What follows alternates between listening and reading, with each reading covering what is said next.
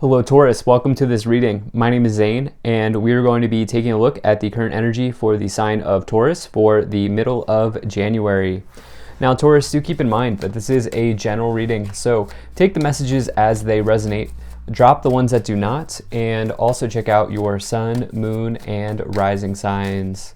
Now Taurus, I do not offer personal readings, so if you get a message from someone, that's not me, that's someone impersonating me, please do not get scammed. I also do exclusive content on my Instagram, so if that's your thing, definitely give me a follow there. But with all of that said, let's go ahead and get into this reading. So I've decided to do a Celtic cross spread here for this middle of January reading. If you were curious as to what the spread is called, but if you watch my content regularly and you have not yet hit the subscribe button, please do consider doing that. It really helps my channel grow in a big way. Same is true if this is just the first time that you are watching me. So let me make sure everything is in view here, Taurus, for you, and then we'll get right into it. I like to take 3 cards here to clarify as we go along. So we'll put those over there. I think that looks just about good enough to me. Energy on the bottom, you have the Death card. So do not be afraid of this card, okay? A lot of people are. It's the most misunderstood card in the tarot. And in fact, I always like to use this card as a reminder to just to remind you that you should really not be afraid of any of these cards because you have free will over the tarot, okay? And you cannot live your life by the cards. That's the other thing. And so, in fact, when you start to look into the meaning of the Death card, you'll realize that this is more about like transformation, okay? This is about like a caterpillar going from caterpillar to butterfly, right? It's a metamorphosis. I like to say that the Death card is like butterfly energy, where yeah, there's something ending. Yeah, it could be a little bit challenging, or it could be tough. But guess what? On the other side of that is a new you, or a new path, or a new purpose. And so it's actually an incredibly positive card. It really just speaks to change, and big change, nonetheless. It is a very big change. I'm not going to sugarcoat it in any way, but at the end of it, it's actually very good. And so do keep that in mind. So let's go ahead and just put this right here and continue forward on this reading. Now, right away, in the current situation, you have the Seven of Wands. So the Seven of Wands talks about like some level of potential competition that may be going on in your life. You know, the Wands is the suit of career, enterprise, business. The Wands typically relates to like your work situation. And so when I get the Seven of Wands, you know, I do oftentimes find that it's related to workplace competition in some capacity. You can see this person sort of standing their ground here. I always like to say, when I get the Seven of Wands, to me it does suggest that you've been successful, because the card before it is the Six of Wands, which is victory, public recognition, success. And you can see they're standing their ground. They're saying, you know what, I'm a successful person. There's nothing wrong with being successful, but you have all these other people coming after them. They want what they have, right? And that's what this card talks about. You know, competition's a challenging. It's an interesting but also challenging energy, because competition brings out the worst in us as humans, but it also propels us to do amazing things. And so what I'm here to tell you is that there's really nothing wrong with being successful at this time in your life. So do keep that in mind. Now, in your problem position, you have the Two of Swords. So this is the energy of being blindfolded to something, okay? This can represent like not being able to see the full picture of a scenario, especially as it relates to communications, messages in any way.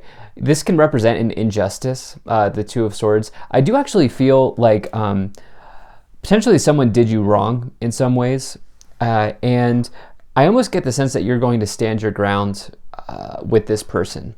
Okay, the Two of Swords can also represent like being restricted in speech, not like knowing what to say or not knowing how to say something. And I get this idea, Taurus, of you like maybe needing to, or you may be spending time at this time, like figuring out how to communicate your frustration or communicate this boundary that you want to set, as we see that with the Seven of Wands. And this could lead to a major transformation in your life here. Now, in the past, you have the Six of Pentacles. This is a very good card of financial balance. You can see the scales here on the card, and the real message with the Six of Pentacles is it does say that like the act of giving is just as important as receiving. And so you may be looking to achieve, or you may have spent time here. I get the sense that potentially you've been giving a lot to a scenario, and I feel like it's probably work related.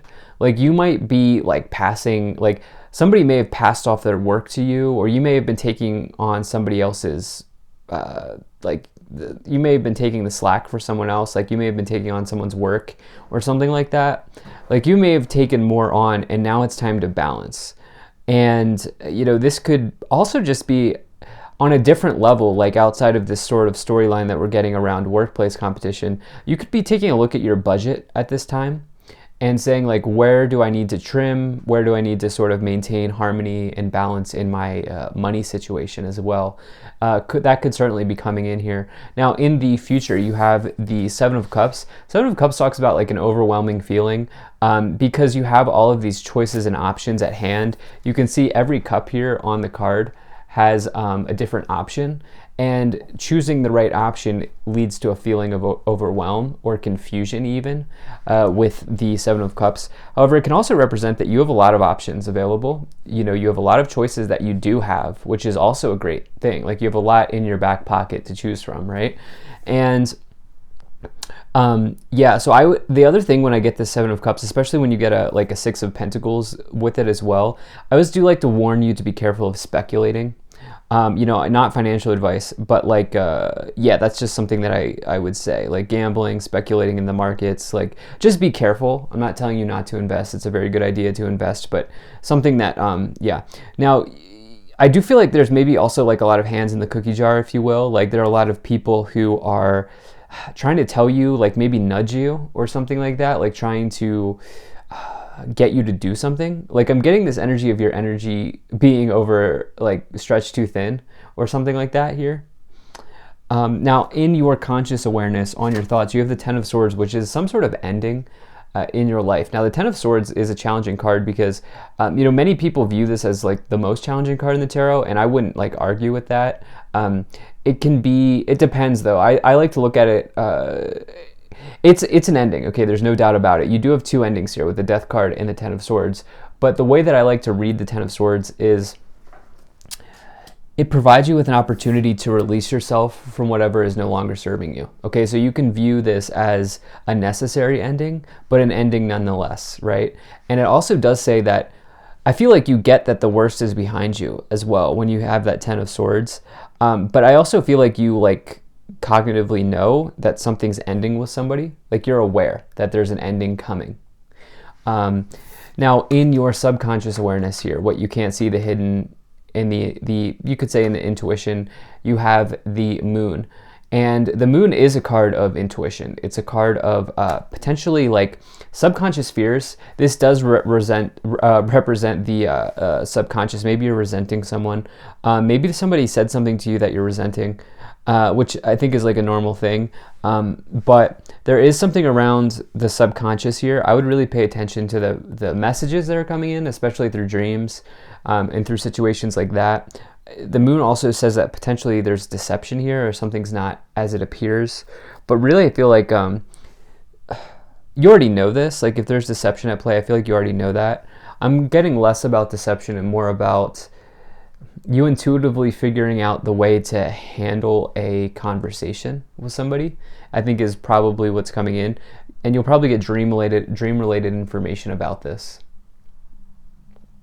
Now, where you're headed in the staff, in your current influence, the way that you are influencing the situation, you have a very good card here, which is the Two of Cups. This is my favorite romance card in the tarot, but really, since we're not really talking about love in this reading, this is more about partnerships, okay? I do feel like there's a business like maybe a situation with a colleague here, somebody who's competitive, or somebody who's like trying to nudge you in a certain direction. And I do feel like there's just a lot of different voices at this time. Like you have a lot of different people trying to influence you, because the Two of Cups can represent partnerships just generally. And I do get the sense that for you, this is like some sort of business relationship. that we're talking about, or just a platonic relationship in some other area of your life, I'm just not intuitively feeling like a whole lot of love in this reading, romantic love at least in this reading. So yeah. Now, in your external influence, what's happening outside of you, okay? You have the Four of Cups. Someone's bored, all right? The problem with people who are bored is they start rumors and they start gossip and they start creating stories about other people.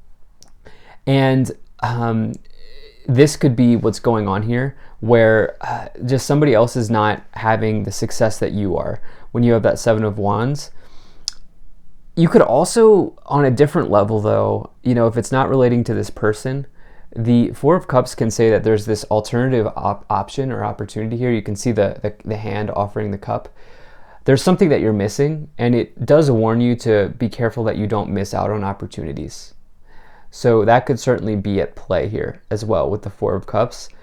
You do have opportunities, by the way, with the Seven of Cups and now the Four of Cups coming in. You may feel overwhelmed because you know that there's an alternative path, but you are maybe a little bit concerned about picking the wrong one.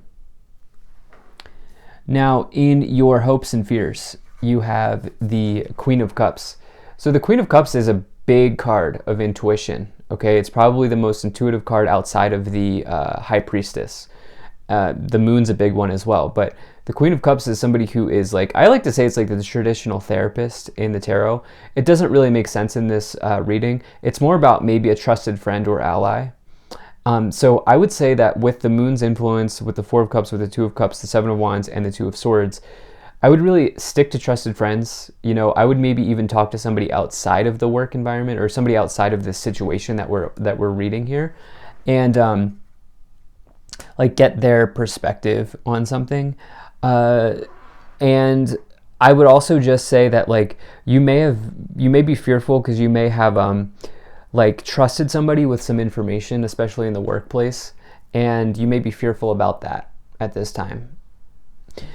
In the outcome, you have the Justice card. So at the end of the day, I really do like to see this, because not only do we have another scales symbol coming in here with the Justice, but I really like to see this because the outcome here is that at the end of the day, all parties will get the outcome that they deserve.